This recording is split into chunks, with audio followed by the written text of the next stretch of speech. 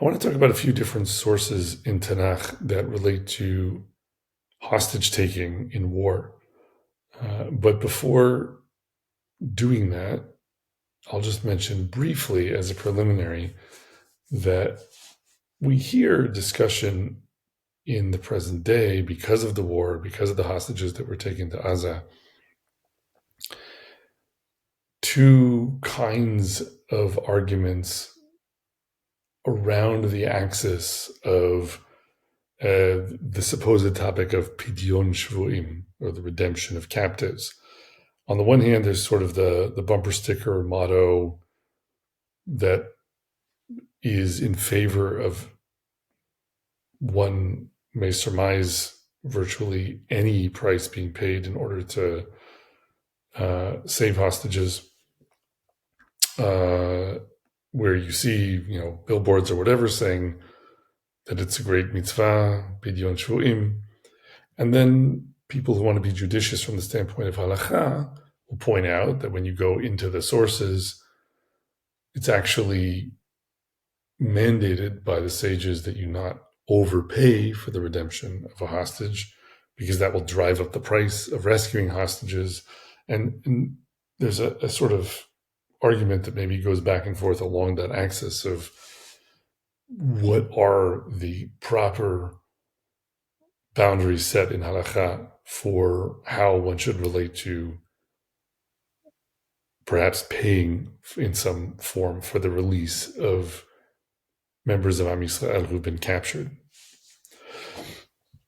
But I think in some ways that whole discussion may not pertain at all to the situation that we're in currently, because the situation we're in currently is not one where, let's say, pirates have captured members of our nation and are selling them in slave markets somewhere, which is obviously the economic situation envisioned by the sages when they're talking about paying a price. Or it's not, a tyrannical duke in Eastern Europe who is taking a local community leader and imprisoning him, and there's a chance to rescue him.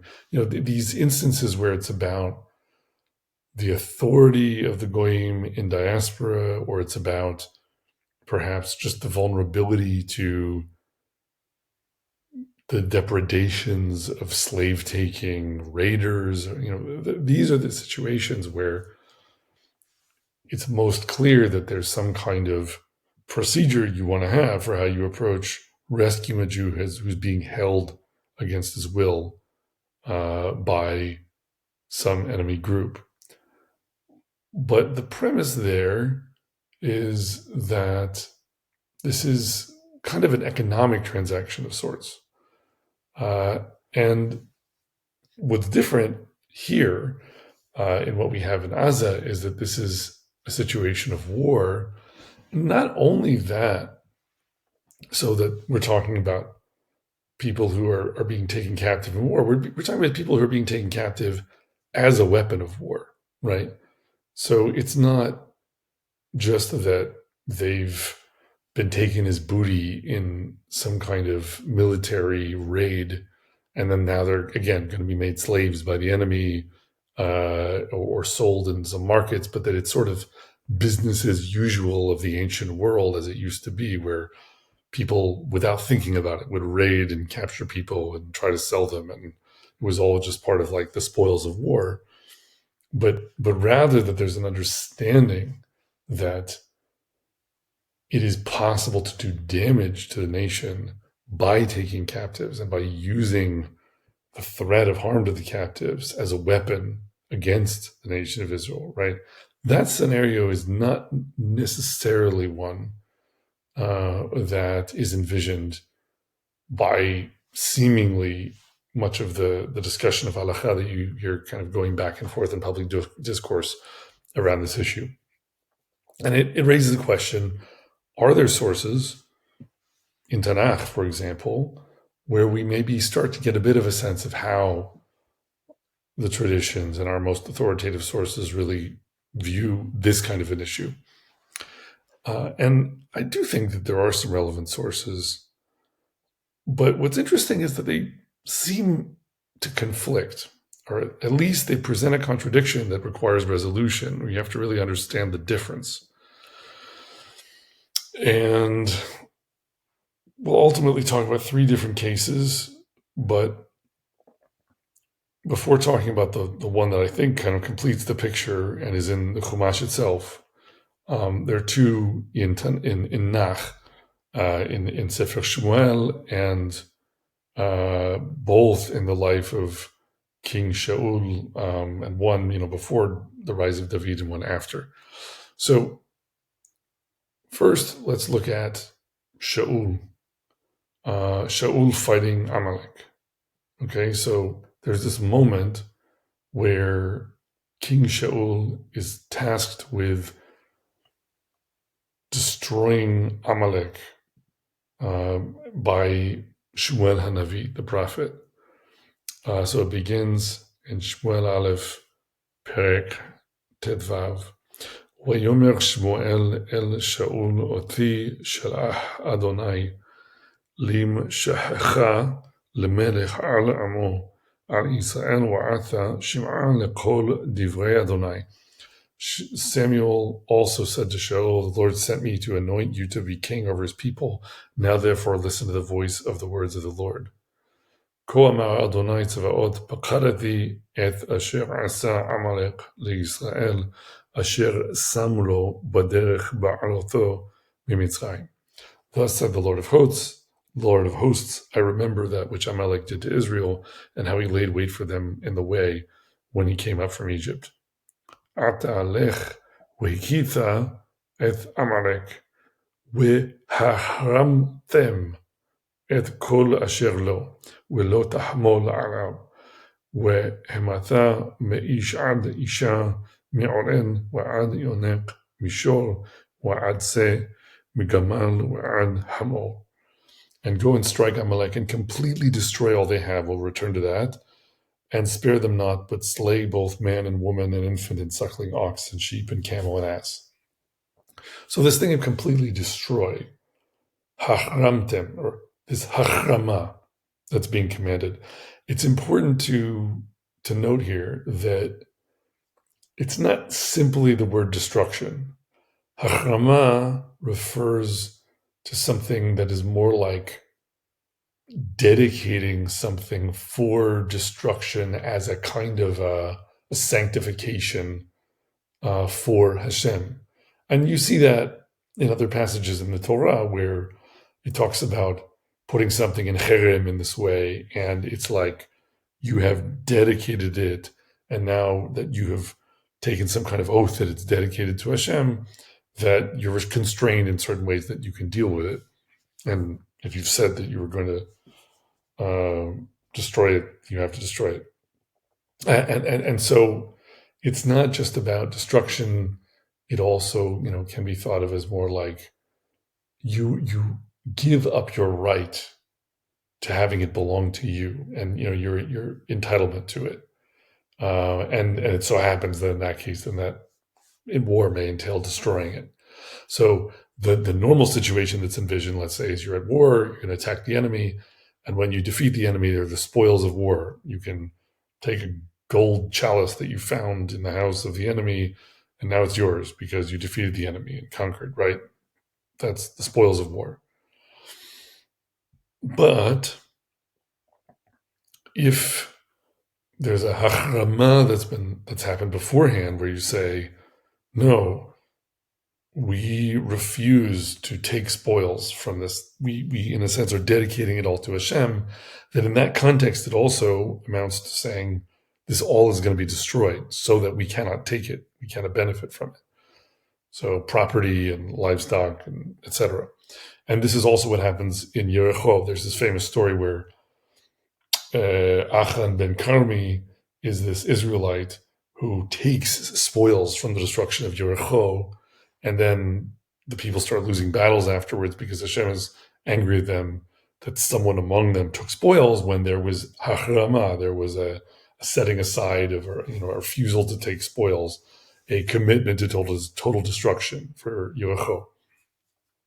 So here there is a achrama that's being committed by Shmuel or by Hashem via Shmuel to Shaul, and then that becomes the fulcrum of the plot, because although Shaul basically destroys Amalek, he does not kill the king of Amalek, Agag, and he also keeps the fat sheep, the good-looking livestock, which he then tries to sort of say, oh, it was so that we could make offerings to Hashem.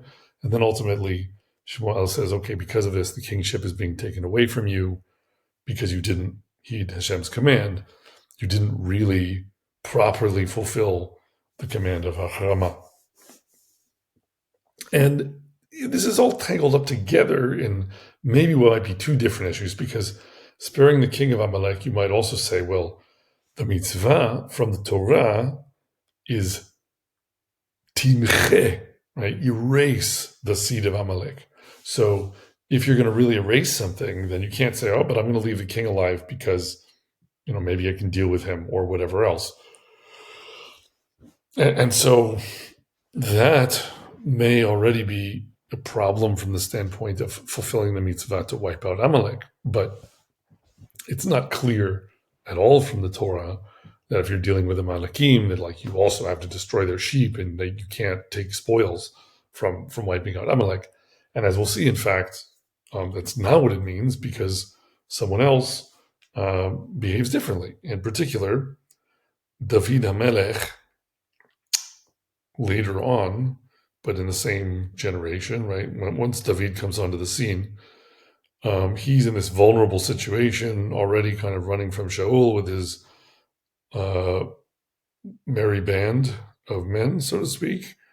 And then they're attacked by Amalekites while David and his men are away. It says, Vayehi bevo David ve'ansho Ziklag beyom hashlishi ve'amaleki pashtu el Negev ve'el Ziklag ויכו את צקלג וישרפו אותה באש וישבו את הנשים אשר בה מקטון ועד גדול לא המיתו איש וינהגו וילכו ללוקם.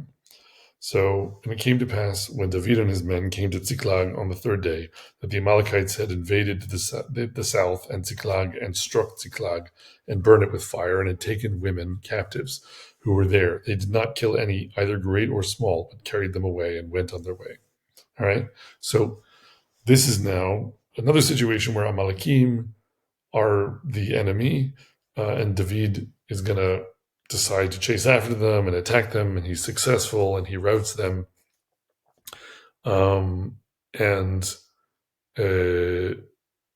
Let's see, just advancing all the way down to the point where he gets information from a Mitzri servant, and then he goes and successfully strikes them and wipes them all out.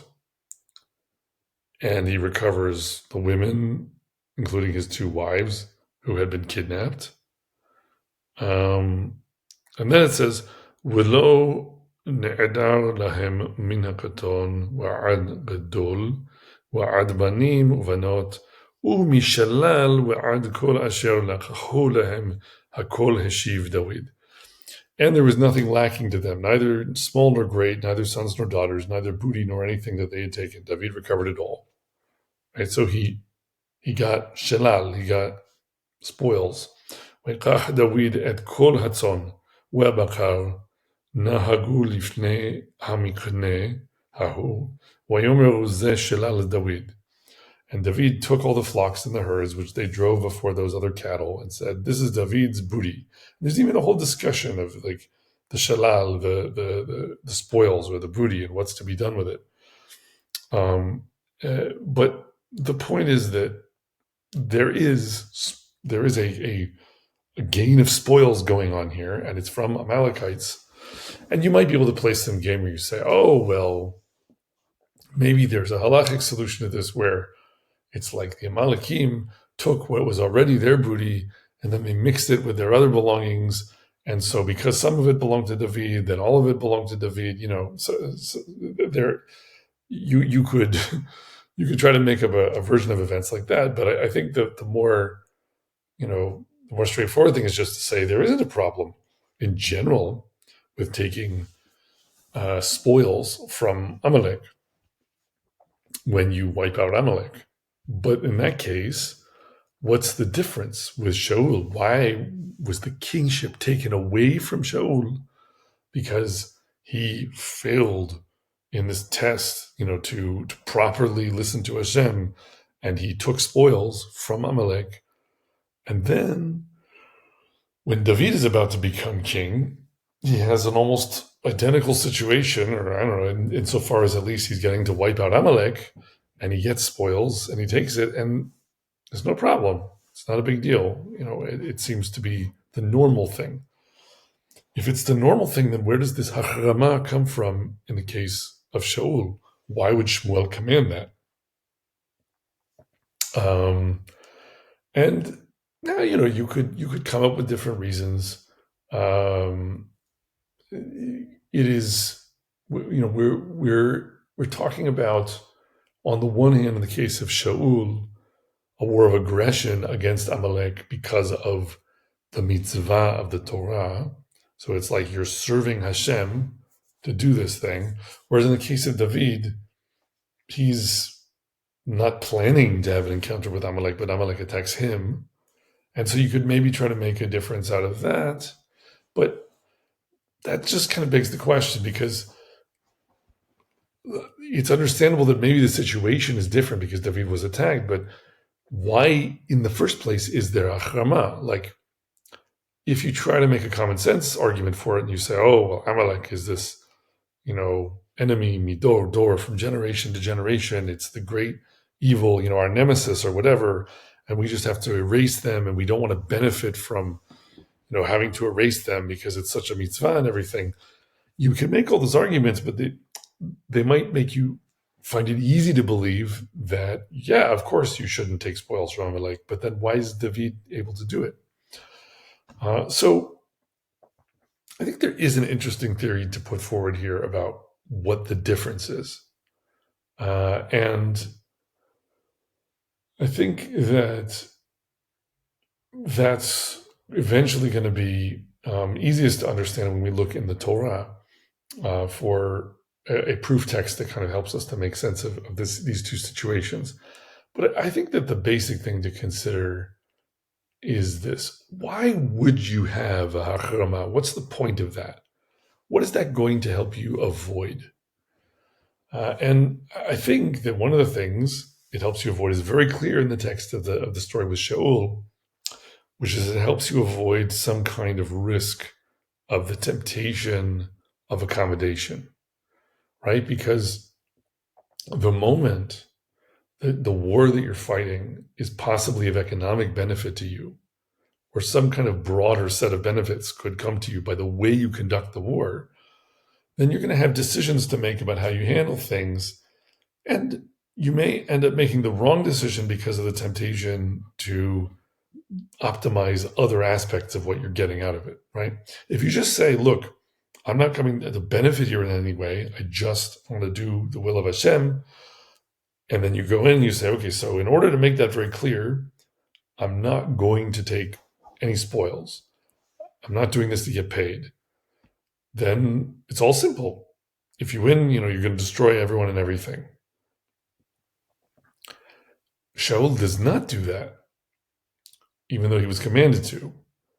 And in the end, he has, on the one hand, the king of Amalek here, and he's still alive somehow, and he has these sheep, which he then, claims he was going to sacrifice to HaKadosh Baruch Hu, although that's quite foolish, because if you are anyway machrim all of this stuff, and in a sense it's being dedicated to Hashem when you're destroying it in war, and this is a point made explicitly in the text. Hashem says through Shmuel, you think that I want you to make an offering to me out of an animal that you should have just destroyed? Like, what value could that have to make a korban if the point anyway was to put it in cherem for my sake, right? So there's this possibility of benefiting if you don't make this achrama, where you start to be able to say, and Shaul may have said, okay, maybe if I spare the king, maybe he knows where more of the sheep are, right? There's a whole other flock over in the pasture on the other side of that mountain, and he can tell me where they are, and he can kind of smooth the way for me to benefit more economically from this conflict, right? And in the case of Amalek, you could say, well, maybe that's creating a situation where the king of Amalek is going to compromise Shaul's agenda, because if the job, at the very least, is to wipe out the Amalekim, and Agag is not being wiped out, then certainly Shaul is doing wrong, but he might be doing wrong because somehow it's like maybe we get more sheep out of it, and what does it matter anyway? It's just one guy. So that story is showing you how the failure of Shaul to engage in Hachrama puts him in a situation where his priorities can be compromised, right? Where he can make bad decisions because how the war is conducted is going to in turn maybe impact how Shaul benefits, how the nation benefits, and there then are these temptations to do the wrong thing. That underlines to some degree the value or the use of Hachrama as a tool in that kind of a situation. It constrains your hand and erases the suspicion of doubt about why you're deciding what you're doing, because it makes your goals much simpler and harder to avoid following through on. Because you just know that if you haven't destroyed everyone and everything, then you're not done yet. When you go over to David, though, then the question is, well, how did David get away with not doing the same thing? Right? What was because obviously, that's an important question in his case because there are hostages. And in the case of Shaul, it is not clear that there are any kind of hostages. So we can return to that subject when talking about contemporary matters in due course. It's worth saying in the case of the Amalekim and David and Ziklag, that is probably more a situation where someone was being taken as a slave, just as property, that the Amalekim may have just been trying to get money out of it. And so it's not like with Hamas or something where it's being taken as a tool in psychological warfare, although they are Amalek. So they are this kind of eternal nemesis of Am Yisrael, first of all. Second of all, it is war, meaning it's not a situation where someone is kidnapped more individually, but more like we're talking about an encounter between two armies. And it's not a community trying to ransom a member of their community in the face of a power that has much more physical might than them. But in any case, I think we still need a better explanation for how David can act differently. And I think the one I want to suggest is that it has to do with the fact that David asks permission. Okay, so the captives are taken, the women are taken captive, including two of his wives. And everyone's really angry and upset, and they're all weeping, and they're very distressed, and they speak about stoning David because of how angry they are that he, as their leader, allowed this to happen. And then it says, "Vayithazep David ba'Adonai Eloha," and David was strengthened in the Lord his God. "Vayomer David el Eviatar haKohen ben Ahimelech hagishana li ha'ephod, vayagesh Eviatar et ha'ephod el David." And David said to Eviatar, the priest, Ahimelech's son, "I beg you, bring me the ephod." And Eviatar brought the ephod. This is the ephod of the Kohen Gadol. Vayishal David ba'Adonai le'emor, erdof aharei hagedud hazeh, ואשיגנו ויאמר לו רדוף כי השג תשיג ובהצל תציל. So David inquired at the Lord, saying, shall I pursue after this troop?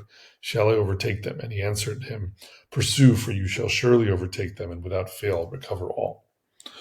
So David is inquiring, presumably, of the Urim and Tumim, through consultation with the Kohen, whether HaKadosh Baruch Hu supports his chasing after Amalek to save everyone.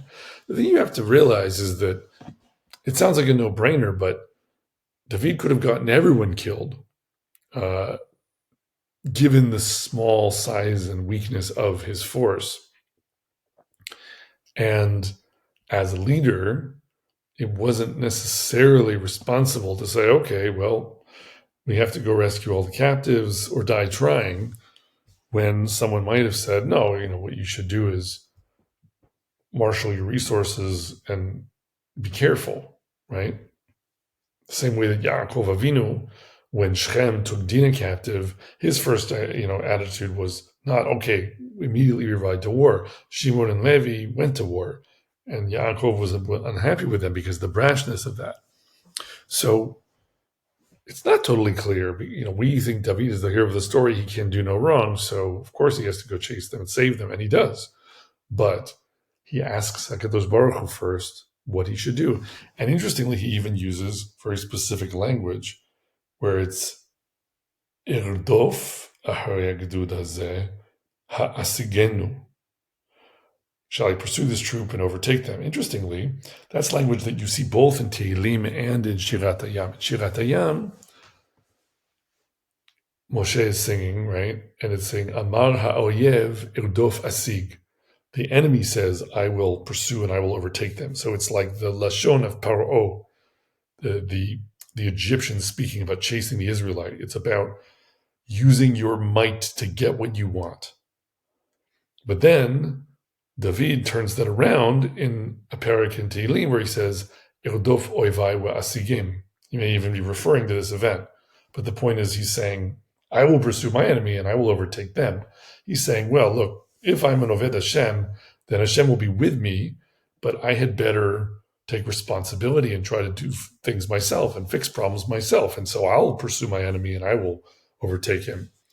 But he's not just saying, I have the power. He's asking HaKadosh Baruch Hu if HaKadosh Baruch Hu is with him, because this is a decision in war that affects everyone, and you can't just respond to individual interest or general sentimentality, right?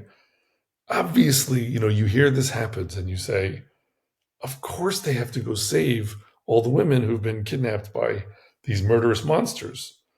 What else could you do, right? But there's a tremendous risk that's posed by taking the remaining group and going and attacking what might be a superior force, right? That could overwhelm them. First of all. And second of all, in general, there's a kind of conflict of interest issue here. David's wives have been taken. So should he make everyone else go and risk being wiped out in order to save his wives? Like, is his personal interest going to cloud his judgment about whether this really is the right thing to do as a leader? And so what does David do? He says, I'm the king, and I should consult the Urim and Tumim, because at some level this is above my pay grade. So the key point is the way that Hachrama was removing the degrees of freedom that would allow someone to make a bad and overly self-interested decision in a position of authority, right? Very simple plan. We just keep fighting until we completely destroy everyone. No one's taking spoils. Short and sweet, right? If you're not going to do that, there's another thing that you can do that also is about removal of doubt that you're making the decision for the wrong reason. And that is consulting the Urim and Tumim. So David doesn't use Achrama in this case to kind of recuse himself at some level or reduce the number of ways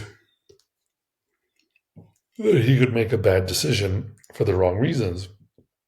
But he does something better even maybe and says, look, I'll just ask HaKadosh Baruch Hu if he's with us, if this is the right thing.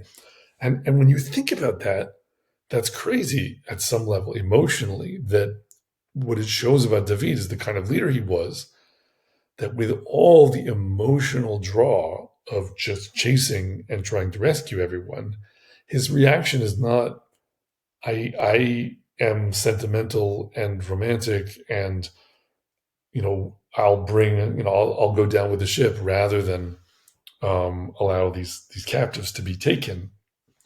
He says, I need to know as the leader if HaKadosh Baruch Hu supports what I'm doing or not.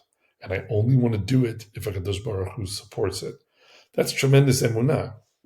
And of course, the premise is that the leader has the ability to inquire of Hashem in a way that can be trusted, which is an easier thing to fit into this text than it is into the present era. But with that being said, it's a non-starter in any case. Can you imagine a modern day Israeli leader saying, I need to understand what Hashem wants, and then that's what we're going to do? No, the point is you ask the people what they want, and you say, I'm justified because 70% of people in a poll said that this is what they want. So it's quite a different thing to say, well, we should all want what Hashem wants, and maybe what that means is either what I personally or we generally might feel inclined to pursue for sentimental reasons that are very substantive, right? This is human lives on the line. But still, maybe you do something different if Hashem says, no, right now you have to do something different. And moreover, I think that you don't inquire of Hashem when the halacha is clear, right? If you have a cheeseburger in front of you and you feel like maybe you'd like to eat it, but according to the Torah, you're not allowed to because it's a cheeseburger. It doesn't make sense to say, okay, bring in the Urim and Tumim. Maybe Hashem will tell me that I'm allowed to, or he wants me to even eat this forbidden food, right? That's kind of the story with Bilam is sort of a parody of that, where Bilam sort of wants to curse Bnei Israel. He knows that Hashem doesn't want him to. He's kind of trying to find a way to getting Hashem to say yes. And it makes for a ridiculous situation. So here, David is asking because some mixture of the actual answer of what you do in that situation should not be treated like it has an obvious classification in halakha. Because in the midst of war, when it becomes a question of tactics on a battlefield, the idea that this is something where we can adjudicate it in court, so to speak, becomes very questionable, first of all. Second of all, he has a conflict of interest. And third of all, it is a matter of the king, so to speak, and national survival, and that is when it is appropriate to consult the Urim v'Tumim. That's on the short list of reasons and people who are permitted to do this kind of thing, according to halacha. So, when you lay all those things out, you say, okay, David did what was right. He consulted with Hashem.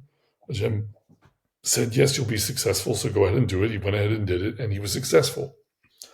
And because he had already gone to the effort in his own way of recusing himself or removing himself from the direct decision because of the conflict of interest, etc., then maybe the achrama isn't necessary, right? Because the achrama was coming in as a different possible means of removing conflict of interest, of removing someone's temptation to do the wrong thing because of how they benefit from conducting the war one way or another. David was conducting the war the way that Hashem told him to conduct the war. So he's exempt from the other concerns. So that's plausible enough as a comparison, but it is just kind of a comparison between two passages where you can propose a theory of the case. But I think actually these passages are both aware of another one. Well, let's say that Chazal understood that there's a passage in Sefer Bamidbar in the book of Numbers is kind of a source text for both of these events. So how can we tell that? At the beginning of Perek Kaf Aleph in Sefer Bamidbar, so Numbers 21, Weishma HaKina'ani Melech Arad Yoshev HaNegev Ki Ba Yisrael Derech HaAtarim Vayilachem BiYisrael Vayishb Mimenu Shevi. And when King Arad, the Canaanite who lived in the Negev, heard tell that Israel came by the way of Atarim, then he fought against Israel and took some of them prisoner. וידר ישראל נדר לאדוני ויאמר אם נתון תיתן את העם הזה בידי והחרמתי את עריהם. וישמע אדוני מכל ישראל ויתן את הכנעני ויחרם אתהם ואת עריהם ויקרא שם המקום הורמה. So Israel vowed a vow to the Lord and said, Israel vowed a vow to the Lord and said, if you will indeed deliver this people into my hand, then I will utterly destroy their cities. That's the Hachrama again. And the Lord listened to the voice of Israel and delivered up the Canaanites, and they utterly destroyed them in their cities, and he called the name Hormah. So this is actually, in narrative, I believe the first Hormah, or the first Hachrama that you see in the Torah. And interestingly, this place, Hormah, where this happens, is mentioned in the passage about David and his shalal from Tziklag. It sort of rounds up the story by bringing up kind of the location around which all of this was happening. And it says, U'le'asher behorma, u'le'asher bechor ashan, u'le'asher ba'athach. So there's just, at the point where it's mentioning these different cities, after talking about David and his shalal and his booty, it mentions Hormah. So that's a clear connection to this first event with Melech Arad. And then meanwhile, this whole thing with Melech Arad is happening on the edge of the Negev in, the time when they're leaving Egypt and coming up to Eretz Yisrael. And that is also then where we encounter Amalek in the time of Shaul, when Shaul is told to get them out of memory of what happened during Yetziat Mitzrayim.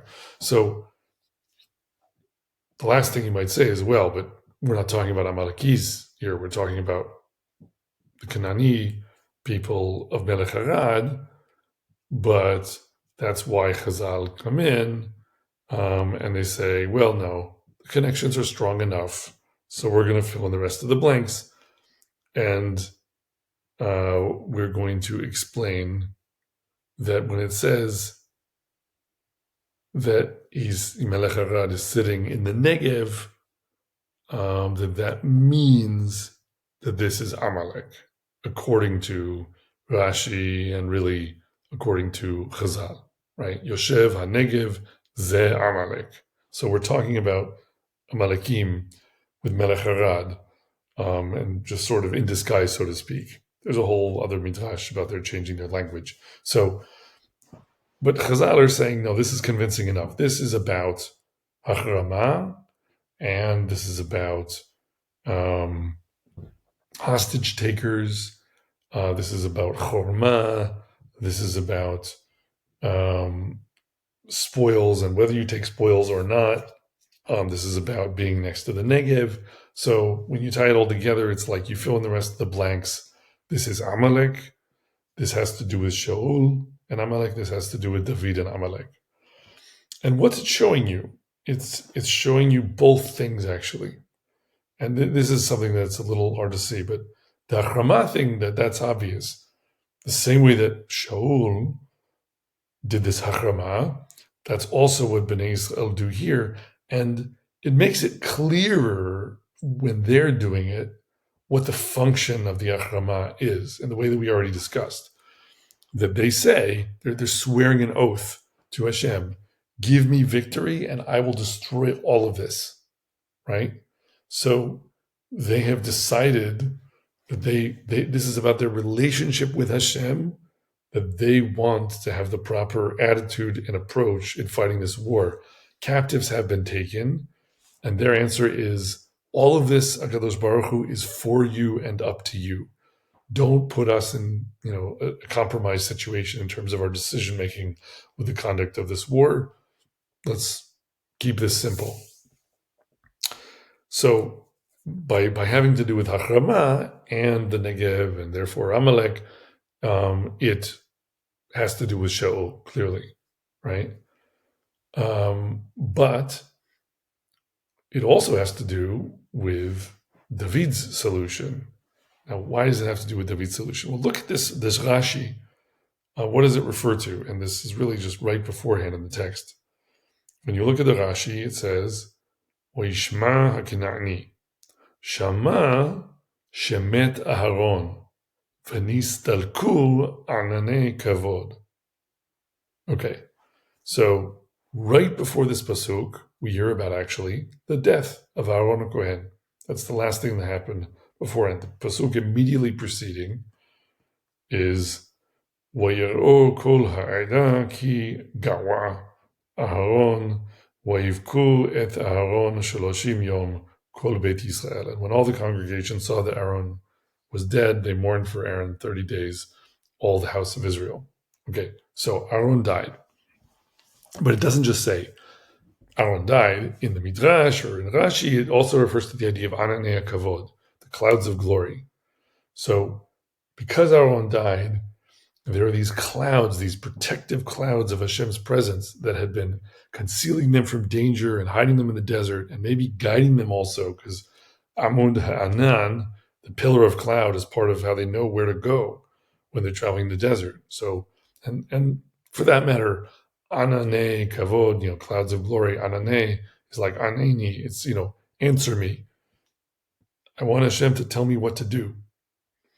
And that's what the Kohen is for, right? In the time of David, the Urim V'Tumim with Aviatar, that's how David asks Hashem whether I should go chase after these people who took these hostages, right? So the Rashi and Midrash, and really you don't even need that, you can just get it from the text itself, is referring to the idea that we just lost Aharon. So we just lost the possibility of asking Hashem what we should do in this war. Presumably before that, if the same thing had happened, they could have, so to speak, consulted in some way and then gotten the answer like, yes, you should go and fight the war this way, or no, you shouldn't. And that it would be possible to have this emunah like David and to say, look, this attack happened because HaKadosh Baruch Hu was angry with us. Is he with us or is he not with us, right? Because if he's not with us, then we shouldn't, go for it. Like with the Ma'apilim who tried to go into the land of Israel when Hashem was not with them and they failed and they were actually defeated by Amalek, right? So the people don't have, at the moment, because Aaron has just departed, there's an explicit idea from his death, and there's also the implicit midrash that there's some kind of impediment to inquiring of Hashem in the way that it was possible with Aviatar and David. And so given that that's the case, then the remaining option is Hachrama. So they make an oath. They swear that they're dedicating it all to be destroyed for Hashem, and that's how they proceed. And they're given success. So now I think we can step back a little bit and understand how this plays out in contemporary terms, because I think that the relevant thing to make sense of here is to go back to the source with Shaul now and say, okay, Shaul is the one who's not behaving properly, right? With Melech Harad, they behave properly, and they do Achrama, and they really do it, and Hashem makes them successful. In the case of David, he doesn't do Achrama, because he consults with the Kohen, and Hashem tells him, yes, you can succeed, so go for it, and he goes for it. So in both of those two cases, we have removal of conflict of interest, because either the leaders are saying and the people are saying, we swear an oath that binds us so that we remove from ourselves the option of, for example, not fully completing the destruction of your enemy because it turns out you can kind of get something out of that. Or, we go over to David and you remove the conflict of interest by saying, I'm not going to decide myself. I'm going to let Hashem decide. I will let HaKadosh Baruch Hu tell me I'm not allowed to go chase after and rescue my two wives, right? Talk about playing Russian roulette, but that's the point. He has emunah to believe that he trusts Hashem with the answer that he's going to get if he asks with sincerity and in the right way. So those are the ways you remove the conflict of interest. Shaul does not remove the conflict of interest because he was commanded to do hachrama, but he doesn't. And because he doesn't, he ends up in the situation where somehow the king of Amalek is still alive at the end, and also we got a bunch of spoils, and you don't really know what conversation they had. Again, where was Shaul cutting some kind of deal with Agag, where maybe part of the getting of the spoils was facilitated by some kind of softening of the punishment for Agag himself, and then Shmuel has to come and kill Agag as a result.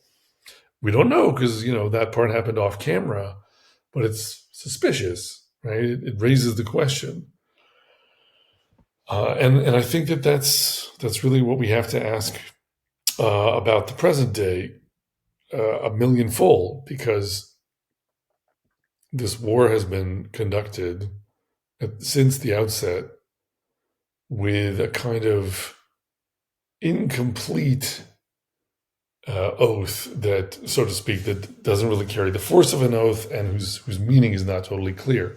There are stated war aims. I think the closest to their credit that the government have come to doing something like what Bnei Yisrael do in Sefer Bamidbar with Melech Arad is they said, look, we have a war aim of the total destruction of Hamas, whatever that means. You could do worse than that. It's not enough, and it's vague in what it means, because, is it just a matter of people taking off their baseball caps and now they're not Hamas anymore, or what is it exactly? How do we decide when we're done, right? But with all that being said, there was this kind of declaration of we're not going to stop until we've destroyed the enemy.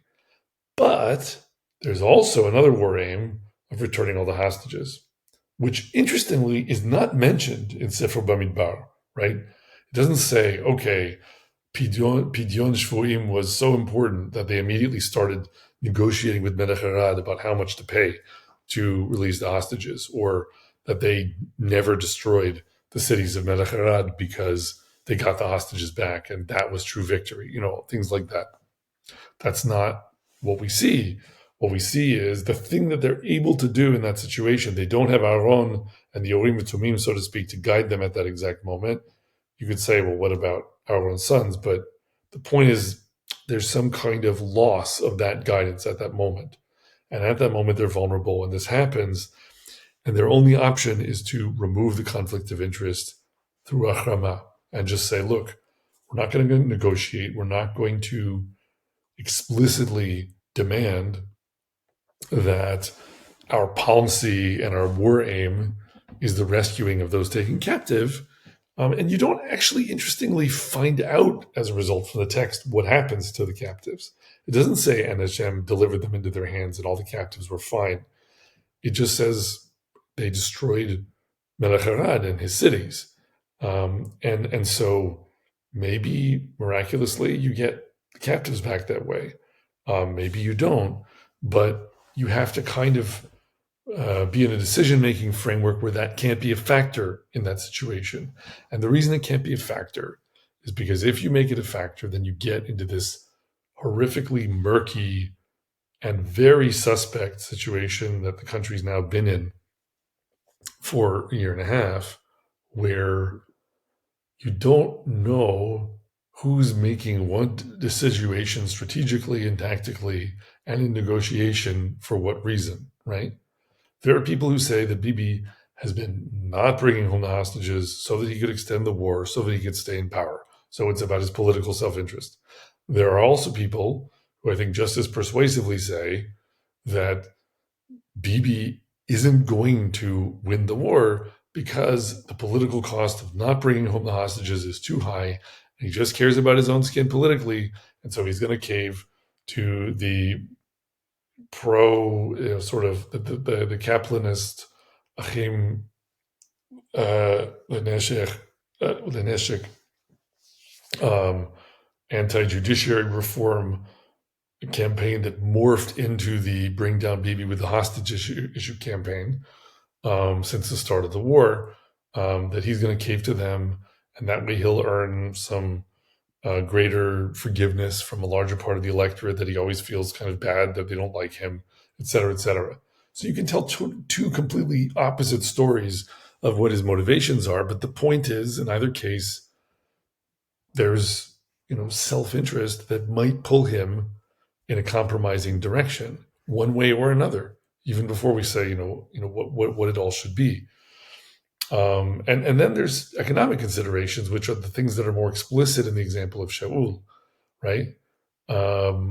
If you want good economic outcomes from this war, then maybe you don't prosecute the war as aggressively as you would otherwise, because you want to have the trade relationships with the Gulf states afterwards, or you want to have American support and European trade afterwards, or maybe you are going to be thinking in a sense about the storytelling about what kind of a country this makes you, and do you want to be the sort of heartless, bloodthirsty country that doesn't rescue its hostages, or do you want to be the one that appears? This is very cynical calculation, right?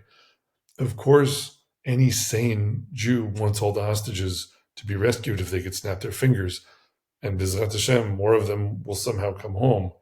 But the thing that happens in order to get them home right now, many people rightly worry, may be signing up for the mass murder of a greater number of Jews.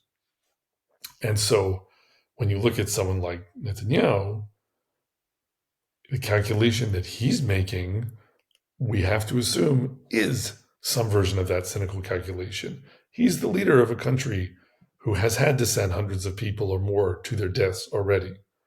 So for him to be indifferent to the deaths of hundreds of soldiers that might die or other people because of decisions he makes, but to be such a softie that he just can't bear the thought of people who are being held hostage somehow either not making it out because of our military operations against the enemy, or because we don't manage to rescue them from the enemy before the enemy, chas v'chalila, does harm to them, right? I don't think that you can make the case that Netanyahu is such a sentimental sop who's caught up in the hostage issue, that he forgets that there's something kind of stupid about killing 100 soldiers in the prime of their lives in order to save 20 people. And at a certain point, those are the kinds of calculations that he's making. So if it's not about overwhelming sentimentality, although even if it were, it would be a kind of conflict of interest for a leader. But even if it's not about overwhelming sentimentality, you still have to wonder, why would he decide to pause the war, agree to certain things from Hamas to get a certain number of hostages back or not? Are those going to be the right reasons? Is he making the decision in a way that is doing what HaKadosh Baruch Hu would want for Am Yisrael? Or is he doing it because at the moment, this thing or that thing is more politically expedient, right? Whether it's stalling and not rescuing the hostages because that extends his term, or whether that's getting all into bringing back the hostages, even if he doesn't win the war as a result, because that will score him certain political points. And I think, his attitude obviously is all's well that ends well, and you just need to give me time, and I know it's best, and all of that. But it's exactly the point that when you have a leader where they never would consult Hashem about what to do, and they never would make an oath to Hashem that they are going to just destroy the enemy and never shrink from completing that task, even if it means some very harsh outcomes for some of the captives that have been taken. Right? If he would never do either of those things, then he's Shaul Amalek. He's in a situation, he's compromised. He's in a situation where you just don't even know. You don't have the ability to know what interests he's weighing when he's making a decision for the hostages or not for the hostages. And the very sad, the heartbreaking thing at the end of the day, or at the end of a year and a half, is that I don't think it's at all clear that the approach that we've taken to fighting the war helped more of the hostages than if we had done something much less compromised in terms of what it handed to the enemy, right? Because, someone would have said, oh, you can't just go in with guns blazing on day one at the start of the war, because then maybe some hostages would be harmed in that. Well, that might well be true, but what we've seen now, which was clear as day from the beginning, is that the way this was going to go is that some hostages would be rescued, some would die while being held, and maybe some would be gotten back through some kind of negotiation, right? But exactly the numbers of which, at this point, a huge number of the hostages have died in Gaza, which is terrible and horrific. And the idea that maybe fewer of them would have died if we had pursued policies that had tried to push the enemy to the breaking point much faster. Maybe fewer of them would have died, but maybe more of them would have died in very chaotic circumstances that were the result of our rapid aggression, right? Either because of errant bombs or because of the enemy trying to use it as leverage against us. But it's quite conceivable that more of them could be still alive, even if we had done things that seemed at the beginning much more like this achrama strategy of Bnei Israel and Sefer Bamidbar, where they just said, the only thing we can do policy-wise is swear an oath that we're going to just destroy the enemy completely. And then we don't have a choice, and then we can't negotiate, and then we're just going to go for it, right? If we had done that, it's very possible that more of the hostages would have gotten out alive, even though it would have seemed like they were being written off, right? And that was the reason at the time. It was appalling to consider that. What you have to do instead is proceed with kid gloves and with tweezers, and over the course of a year and a half, very, very slowly fail to destroy the enemy while the enemy slowly kills them off. It's hard to say that that's better at this point. And it also was pretty easy to see that that was where we were headed from early on, at the start of the war. But to do differently, the point is you need leaders who have the emunah that they would consult Hashem and then do what Hashem commands, even if it's not what they like sentimentally, or that absent that, they would make a clear and simple commitment to goals that are clearly in their hands to achieve, and the ones that remove any conflict of interest or any lack of certainty about what the final outcome of the war needs to be, which is total defeat for the enemy and total victory for us. So B'ezrat Hashem, our leaders get that into their heads, and now in this new era, we'll have renewed confidence to do what's necessary to utterly defeat and destroy the enemy.